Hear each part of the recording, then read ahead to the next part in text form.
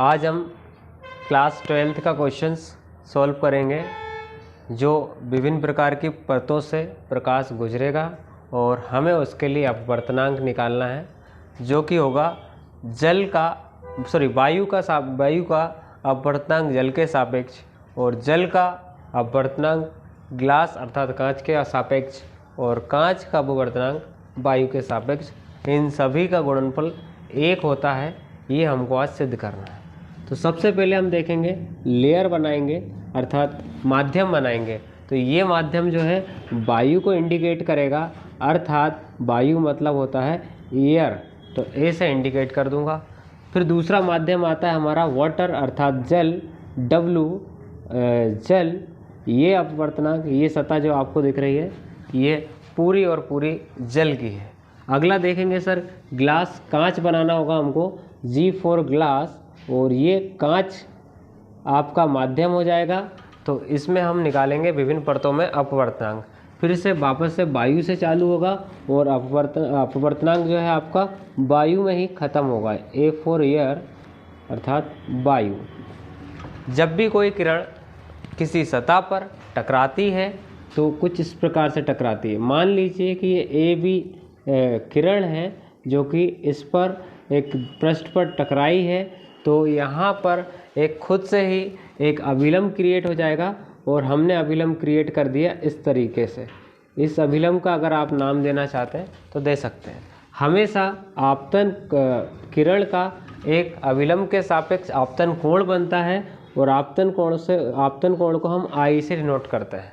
तो मैंने लिख दिया AB जो अभिलंब से ये I कोण बना रहा है। साथ ही साथ चूँकि वायु विरल माध्यम है अपेक्षाकृत जल सघन माध्यम है। जब भी कोई किरण AB किसी पृष्ठ पर वायु से जल में जाती है तो वो अभिलंब की ओर झुकेगी, तो इस तरीके से आ जाएगी।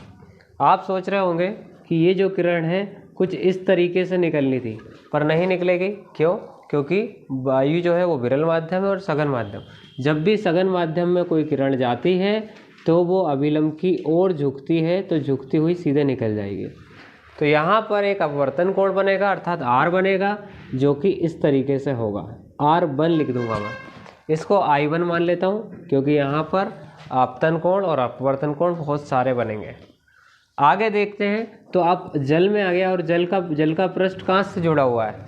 अब जो है वापस से जल जो है वो विरल माध्यम हो जाएगा और कांच सघन माध्यम हो जाएगा, सघन माध्यम कांच के सापेक्ष। फिर वापस से यहाँ पर एक और अभिलंब क्रिएट हो जाएगा और चूँकि जल से ज़्यादा सघन है हमारा कांच, इसलिए फिर से वापस से जो किरण सीधी निकलनी थी वो वापस से अभिलंब की तरफ झुकेगी और इस तरीके से अगले माध्यम की तरफ आपतित हो जाएगी। तो यहाँ पर जो कोण बनेगा सर जो R1 है, तो ये भी R1 कोण बनेगा। आप Z कोण को याद रख सकते हैं, अगर ये x डिग्री है तो ये भी x डिग्री ही होगा। आगे देखें, अगर ये R1 है तो ये R1 जो है इस पृष्ठ पर अर्थात कांच पर आपतित हुआ है, अपवर्तित होगा, तो वो कोण अगला बनेगा आपका R2। और अब ये जो है वापस से वायु में प्रवेश करने वाला है। अगर हम देखें Z आकृति, अगर हमारा ये R2 है तो जैसे ये x है तो ये भी x था। अब अगर ये R2 है तो ये हमारा ये भी कौन सा होगा, R2 होगा। अब आगे देखें सर, अब जो किरण है आप देख रहे हैं कांच से वायु में जा रही है और कांच ज़्यादा सघन होता है और वायु कम सघन होती है, तो इसलिए हम देखेंगे तो ये जो कोण है, रेखा है, वो आपका जो है अभिलंब से दूर हटेगी और कुछ इस तरीके से जाती हुई नजर आएगी। ये अगर R2 है तो हम इसको R3 मान लेंगे।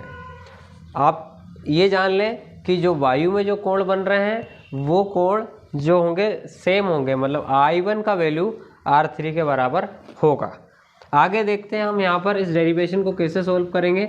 सबसे पहले निकालेंगे हम वायु का, सबसे पहले हम जान लें कि स्नेल का नियम क्या होता है। स्नेल का नियम जो है वो आपका स्नेल का नियम ये होता है सर हमारा आपतन कोण बट्टे अपवर्तन कोण,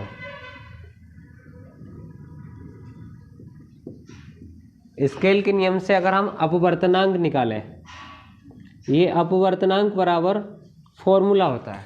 अब सर अपवर्तनांक को किससे डिनोट करते हैं? अपवर्तनांक को डिनोट करते हैं सर म्यू से। म्यू लगाया, आपका आपतन कोण जो होगा सर, आने वाला कोण अर्थात आई जो किसी पृष्ठ पे टकरा है, तो यहाँ पर सर इसका नियम, स्नेल का नियम होता है साइन आई मतलब आपतन कोण, और अपवर्तन कोण अर्थात रिफ्लेक्शन एंगल ये होता है सर साइन आर। ये सूत्र अगर आपको याद है तो आप जो है ये आंसर सॉल्व कर सकते हैं।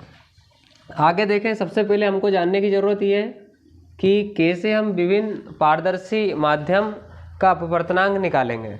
वायु का पहले जल के सापेक्ष निकालेंगे, फिर जल का कांच के सापेक्ष अपवर्तनांक, और फिर कांच का फिर वायु के सापेक्ष। तो देखते हैं सर, पहले हम निकाल रहे हैं वायु का जल के सापेक्ष अपवर्तनांक।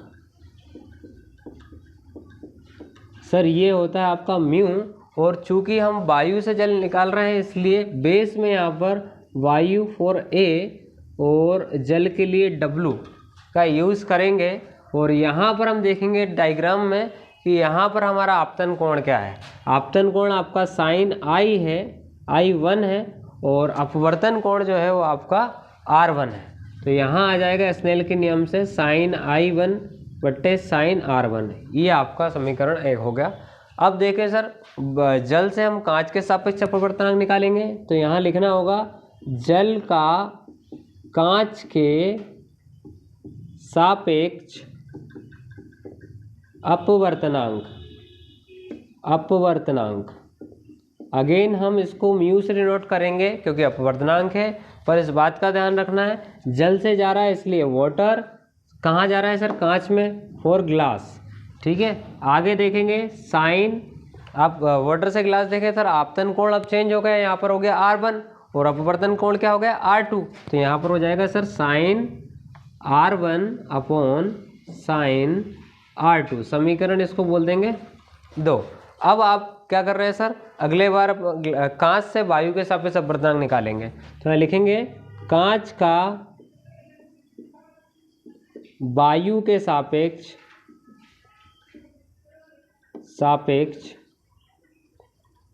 अपवर्तनांक क्या होगा सर? कांच के लिए हम ग्लास का यूज़ करेंगे और वायु के लिए एयर का यूज़ करेंगे।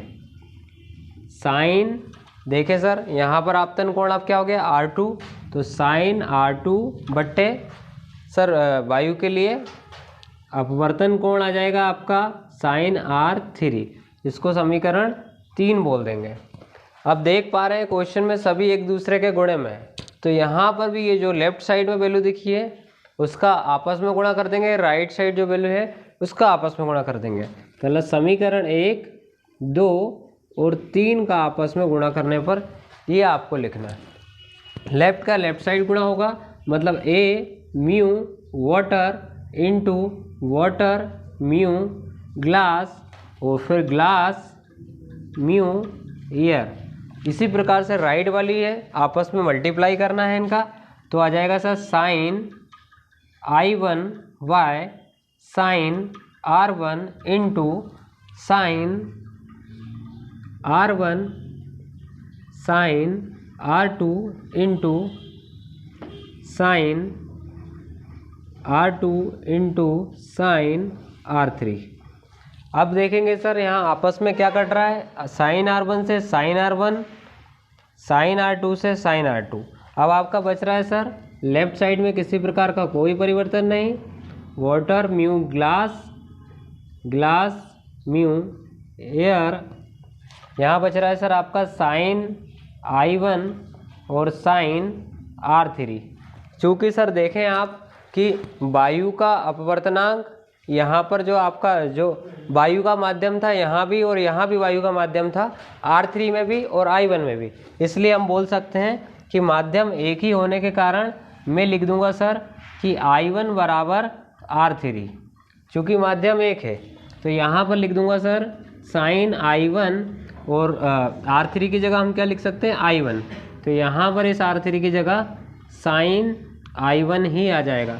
क्यों? क्योंकि माध्यम एक ही है और साइन I1 से साइन I1 कट गया तो यहाँ पर एक बार में कटा। तो आपका आंसर आ जाता है sir a mu water mu glass and glass mu air equal to 1। ये डेरिवेशन इस तरीके से सॉल्व होता है। बंद कर दो।